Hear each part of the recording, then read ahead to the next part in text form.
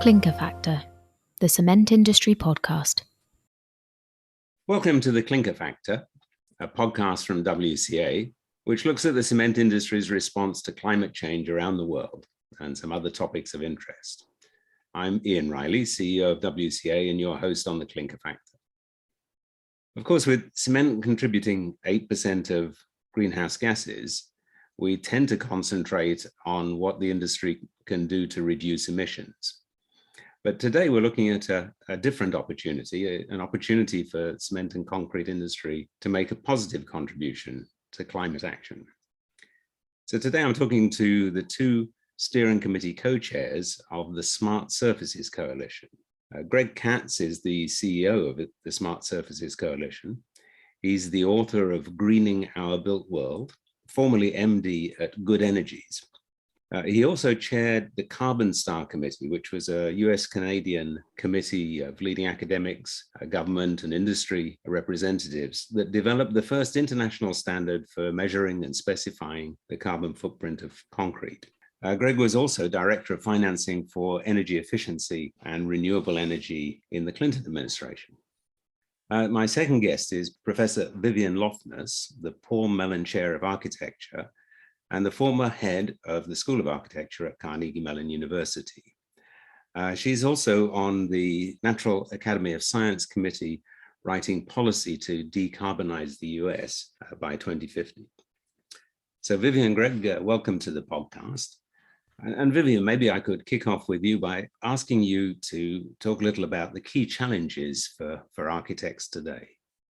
Thank you, Ian. I'm delighted to be here. There are a number of things that the architectural and urban design community are plagued with that they're trying to solve, in which the cement and concrete industry are a critical part. One is the issue of designing for resiliency. We know that cities are being flooded, that heat waves are increasing the temperatures to non-survivable levels in many cities in the peak season. We've got hurricane challenges, and so they're looking for solutions that will reduce the heat island effect, reduce the urban flooding, and provide the level of security in the face of hurricanes and earthquakes and other natural disasters. So that's certainly one area where concrete plays a critical role. And one of the advantages that the Smart Surface Coalition has been pursuing is the use of highly reflective concrete as a way of reducing urban heat island, the use of more porous concrete as a way of addressing flooding, and then beginning to introduce green as an integral component. So landscape materials, bioswales, tree canopy as a partnership with concrete for resiliency. Okay, thanks, Vivian. So Greg, would you like to comment on some specific examples, the general contribution that Smart Surfaces can make? But I think you have some very concrete examples of this. Yeah, indeed. Thank you. Cities on average are very dark and impervious because of the surfaces that we've put on them. And the work that Vivian and I or others are engaged in is to enable cities to reverse that blunder, that design blunder. Cities on average absorb about 83% of incoming sunlight and heat and convert that into heat. As you say, it's an urban heat island effect. So cities are commonly 8 to 10 degrees Fahrenheit hotter in the summer than rural areas and low-income areas, another 5 to 10 degrees beyond that. So we've adopted surfaces that are lowest first cost and impose enormous social, health, environmental, infrastructure, and energy costs. And that design failure is a signally large one.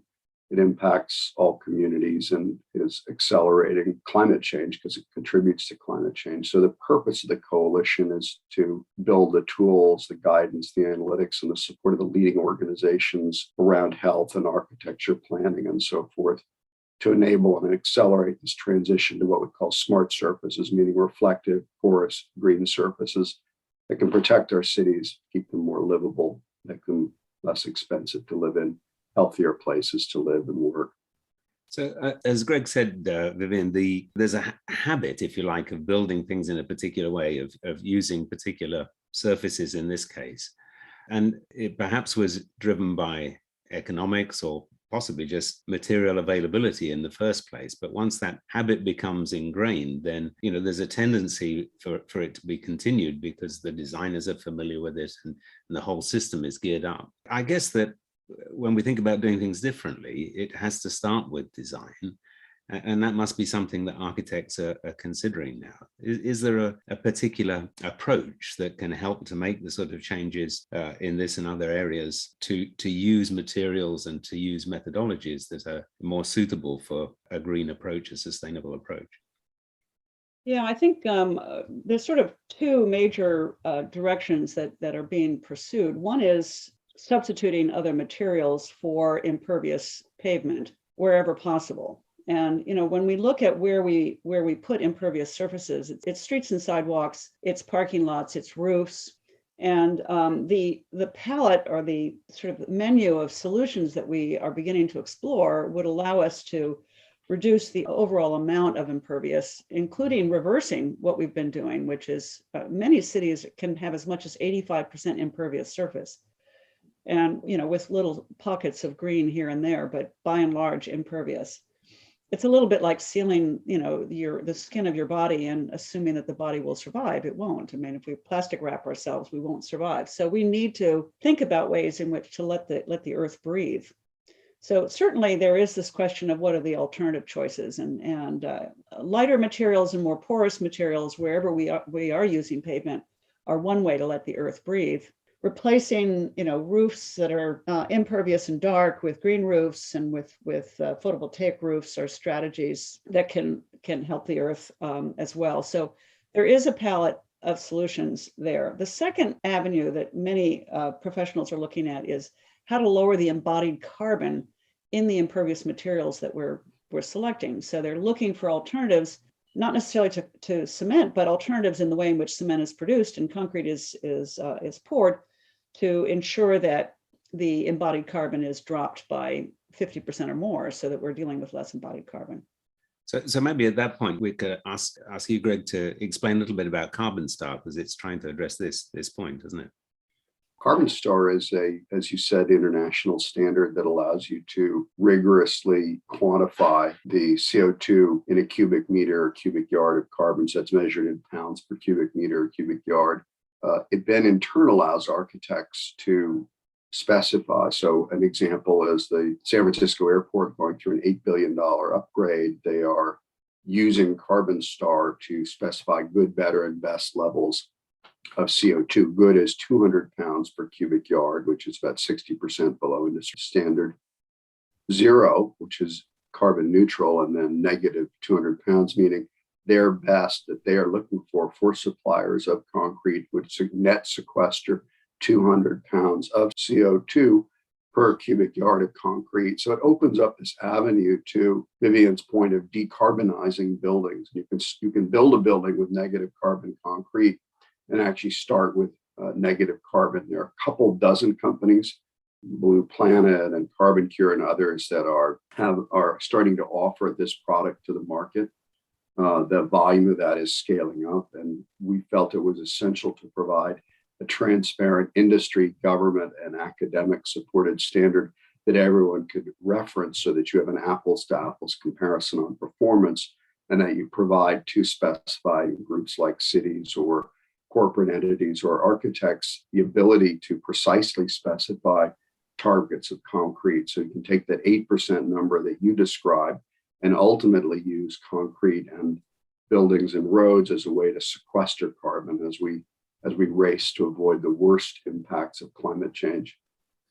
Yeah, and do you see adoption of this? You mentioned San Francisco Airport. I think I remember hearing that Canada had adopted it as a standard, right, as a national standard. The technical Carbon Star standard was only issued second half of last year. And a number of Canadian federal agencies are now adopting it. So the adoption rate in Canada is particularly rapid. Yeah. I think this question of standards keeps coming up over and over again. whether it's standards for measuring the carbon footprint of concrete, or certifying carbon credits, or indeed certifying the people who audit these carbon credits. There's a whole area of standards. And of course, another area is product standards to allow some of these new technologies to be used. So in the case of the two companies you mentioned, I'm glad to say both members of WCA, Blue Planet and Carbon Cure. I don't think they have a specific problem, but in some of the solution might work technically, but might not fall within the current concrete specifications. So I think this whole area of standards is one that is going to get a lot more attention, will be central to decarbonisation efforts more generally. But perhaps we could take some specific examples of how the Smart Surfaces Coalition has helped. I think you've been working with some US cities to look at how they could improve their living environment by using these principles. Yeah, a good example of that is Baltimore. So we worked with the leadership of Baltimore, including the major NGOs, over about 16 months to create a highly detailed digital equivalent of the city's entire surfaces, as Vivian said, to deal with both sunlight and rain, these two natural gifts that, because of our surfaces, are turned into problems and costs. And we're able to model a series of scenarios with the city. What happens if you add 10% trees? What if you take parking lots and make them reflective? What if you make roofs reflective and add solar? And from that, we were able to identify the 12 smart surface interventions that are most effective and cost effective. The study was released in the middle of last year, and the city has a set of bills in legislation going through adoption in the city council to adopt most of these measures. Adoption of smart surface in Baltimore would cool a downtown by 4.3 degrees.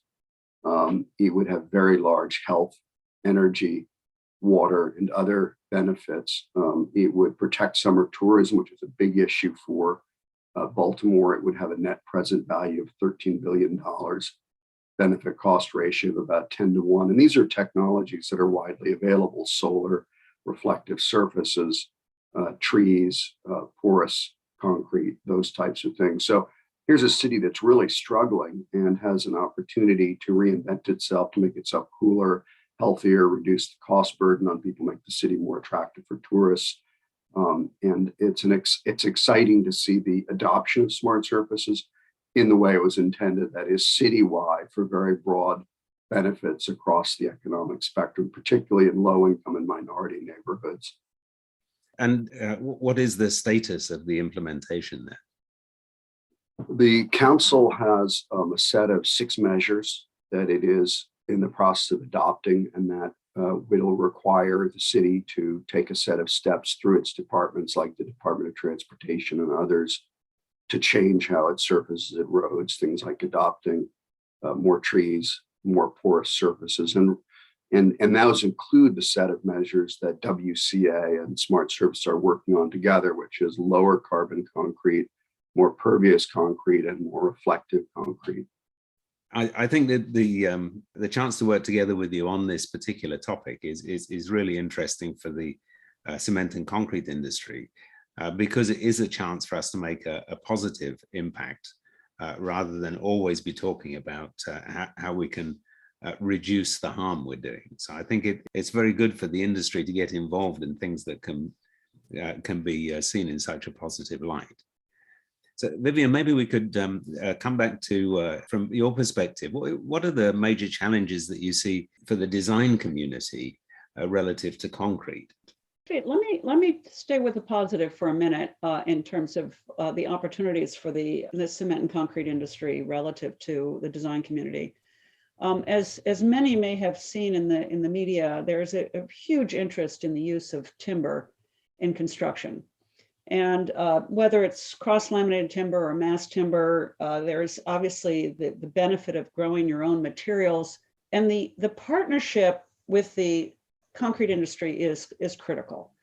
There are core issues, there are fireproofing issues. And so ultimately, I would argue that some of the real innovations for the cement and concrete industry is in the partnerships with other building materials.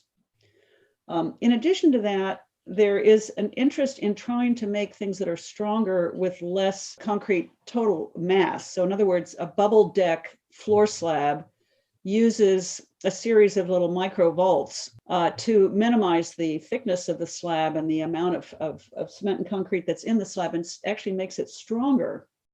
And those innovations are value-added innovations. In a sense, you want to sell less material of greater quality, right? You want to be able to strategically figure out a way to keep the profit solid while you're actually saving the earth, right? So I think there's a lot of very interesting innovative cross-industry, and there needs to be people in every one of your members' organizations looking at innovation in the building industry and how concrete is a partner instead of a trade-off.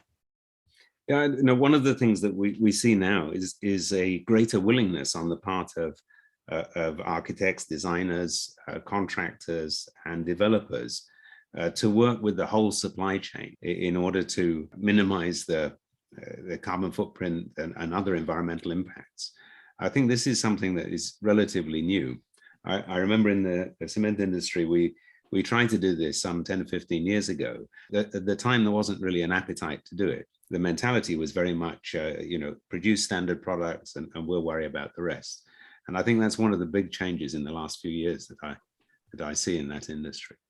But coming back to concrete and using concrete, there are some areas, I think, in terms of resiliency. If we think about the impact of climate change, I was talking to some colleagues in Australia this morning, and I remember talking to them a few months ago, and they were worried about the fires, and this morning they're worried about the floods. So they're getting a lot of examples of the kind of events that happen more often.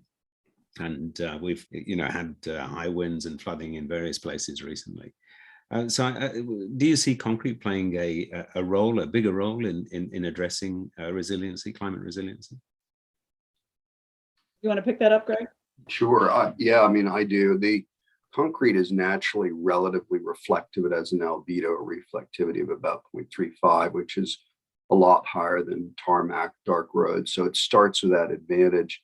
It's also more rigid. So it's what's used in airport runways because it doesn't flex down. And as a result, it uses less fuel for airplanes to take off. Unlike tarmac, concrete can be made porous, and that porosity remains there. So some of the opportunities for concrete include, how do you increase reflectivity without increasing glare? How do you bring down the cost of making concrete porous so it can hold water and allow water to flow through and do groundwater recharge so you don't have subsidence, which is a common problem in Asia? And then what we talked about, which is taking the carbon footprint of concrete, which is, as you say, about 8% of the world's CO2, and actually make it a positive thing. How do you sequester carbon in concrete? One way to do that, Blue Planet shows, is by taking flue stack gas, turning it into aggregate, which is, as you know better than I do, somewhere around 70% of concrete by volume. So the opportunity for concrete industry to take a leading role in addressing livability, protecting our citizens, managing increased water, helping to reduce flooding, and also then bringing down heat by reflecting more heat and light back into space, as well as becoming sort of using Carbon Star and other tools to come down the carbon curve and to actually become a major place where carbon is stored permanently in our roads, in our buildings, in our infrastructure. There's no reason to believe that there's any loss in performance or strength. And so there isn't a but to that. There isn't a downside. It just is a huge opportunity to add value to a concrete, to provide higher quality products that deliver additional services for which the industry gets paid, and to move from being a big problem for global warming to a big solution for global warming. So it's kind of uniquely positioned as an industry to be a real hero and to get paid for it as we try to transition to a less unstable climate. So I think that's a lovely framing for the cement and concrete industry. We have the chance to move from being a problem to being a hero in addressing the problem. maybe we could just turn to a slightly more general topic, Vivian, you're on the committee that's looking at how the US gets to 2050. Is there anything there that you've been looking at that you think is particularly relevant to the cement and concrete industry? Well, there are clearly a number of changes that have to occur in the United States if we're going to get close to carbon neutral by 2050. One of them is definitely going to be operational energy use and embodied energy. So the embodied energy in concrete is certainly a critical piece of that. There is going to be an electrification process that's going to, as we shift away from fossil fuels and move to renewable electric sources, buildings are going to need to be electrified. Obviously, vehicles are going to be electrified. So there's going to be some really sort of big leaps that could certainly impact the way in which cement and concrete are used today. I'd like to bring a slightly different issue, which is another partnership that I think that the cement and concrete industry need to embrace, and that is both the renewables and the landscape community, as if they are actual partners. If you look at cities that are flooding, porous pavement will help a lot. It will not solve the problem. So what we need is subsurface storage. We're going to need ways, and rooftop storage, water storage. We're going to need ways in which we can hold hours of rain until the natural aquifer can absorb it, right? So we'll release it back into nature, but much more slowly. Every mile of road and every mile of sidewalk really should be some form of water storage system. You need a breathing surface, and you need a structured water capture. And again, I think it's the people laying the sidewalks and the roads who need to be trained and capable of installing this. The same might be true for photovoltaic canopies over parking lots. If you don't want to have two different trades coming in and trying to solve this problem, you want to actually design the parking lot both to be a breathing, porous water storage, but also a power generation, right? And so ultimately, the partnerships that the cement and concrete industries form are going to be key to a decarbonized future. Thank you for that, Vivian. I think that's it's very interesting. It also ties into climate justice from a slightly different angle, which is thinking about how the requirement for skills will change over time. I mean, you were talking about perhaps somebody who's installing photovoltaics would also be doing something on the drainage side. And I think more generally, we can see that the nature of jobs will change with a more sustainable industry. And so climate justice, has a lot of different angles. Greg, you and I met at COP last year, and obviously the key topic there was more between countries and how you get just solutions, recognizing that some countries have been industrialized for a long time and some are just industrializing. And then you also mentioned it in the looking at the cities and the fact that the areas that tend to have the poorest people are usually the ones that have the worst heat island effect or drainage problems. And I think, this is another aspect of climate justice is how do you retrain people whose jobs are disappearing when there are going to be other jobs to do. So this is an area that perhaps is one that industry generally has to become more involved with. Perhaps before we finish, Greg, we could also just talk about your initiative in India, because a lot of what we've been talking about here has been focused on North America, but the coalition has also got some connections with India. Do you want to just talk a little about that? I mean, because of its population and location and size of cities, the largest urban population in the world at risk from climate change is in India. And with our partner Terry there, we are starting to work with some cities to help them move from dark and impervious to broad adoption of smart surfaces. I shared with you a paper that outlines for India why this is such a critical and essential strategy. India, in some senses, has already been a leader. They have perhaps the most sophisticated heat management strategy presented at COP by any country. And so it's a kind of a natural extension for them to adopt smart surfaces to bring down the heat of cities. They can bring it down by 5 to 8 degrees Fahrenheit through adopting smart surfaces. As Vivian said, managing water better with pervious surfaces, planting trees, PV, as you say, all this is very job creative, which in that environment is a good thing to have. Brings down energy bills. I mean, one of the things about smart surfaces in reducing your ambient temperature is you're really bringing down your peak electricity consumption. And for utility, that peak consumption is very, very costly because you have to have generators that are peak generators, typically natural gas, maybe only operating a few hundred hours a year.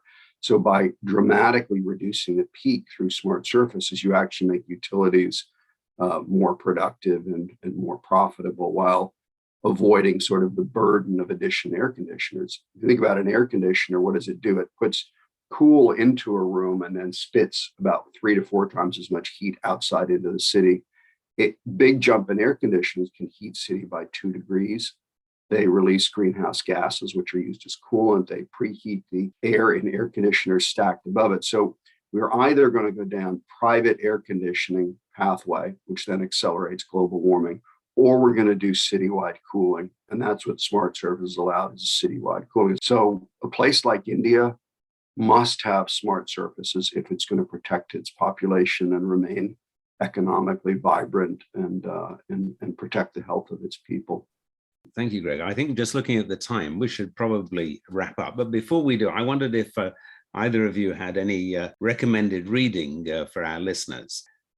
Well, if you would share the website, there are a lot of resources on there, a lot of articles, a lot of studies, a lot of follow-up contacts. We're looking to build more partnerships and extend, and so one of the key areas for us is if there are manufacturers out there who are interested in increasing the albedo of concrete, we're looking for more corporate partners that understand that they want to be part of the solution and want a not-for-profit global partner to help them get those investments recognized, accelerate adoption of smarter, more reflective surfaces. So we'd love to hear from you.